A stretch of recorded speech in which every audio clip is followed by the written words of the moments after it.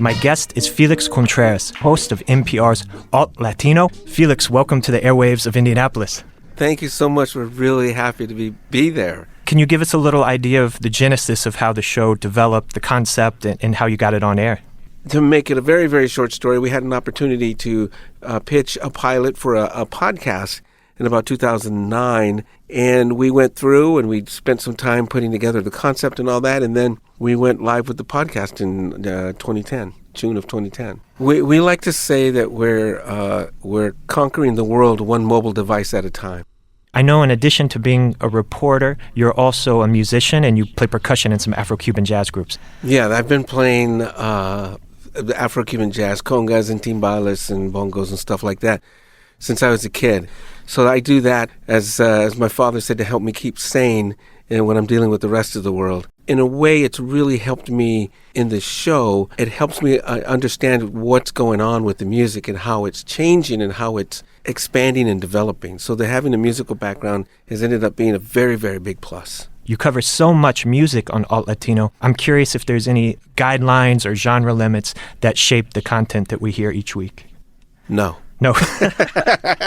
You know, I like to say, and I don't mind saying it, I'm 57 years old, and so I grew up, for me, that golden period of when I was coming up, I was like 14, 15 years old, 1972, I mean, it was such a golden age of just boundary ignoring, right? They just expanded these ideas of what is jazz, what is rock, what is Latin music.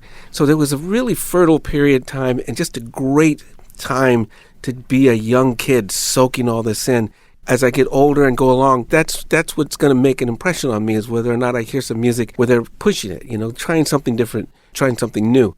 So fast forward to what we're doing now, I tell anyone who will listen, I am having as much fun now as I did when I was 14, because the musicians in what's now called Latin alternative, which includes rock and Espanol and hip-hop and electronic and all that, they just don't care about genres and boundaries. And it reflects, musically, it's a lot of fun. You're dancing to it, you're listening to it, but it also reflects what's going on in the world. I'm very convinced that the way these folks are ignoring boundaries and genres is a reflection of the Latino experience, here in the United States, but also all across Latin America, because that idea of identity is shifting completely from when I was growing up, and it's changing and it's morphing. That's what this music reflects. We've always addressed the whole issue of immigration, because initially, and probably right now, it's a lot of our audience made up of immigrants, and a lot of the music made here in the United States are made up of people from Latin America.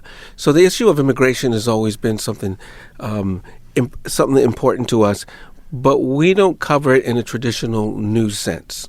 So what we've done is we've done things like we've had authors come in who have written about the immigrant experience.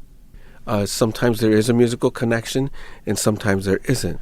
We'll let other people discuss the pros and cons and the political ramifications, but what we want to do is reflect the immigrant experience from everywhere, and it's a continuing series. We'll do more as time goes along.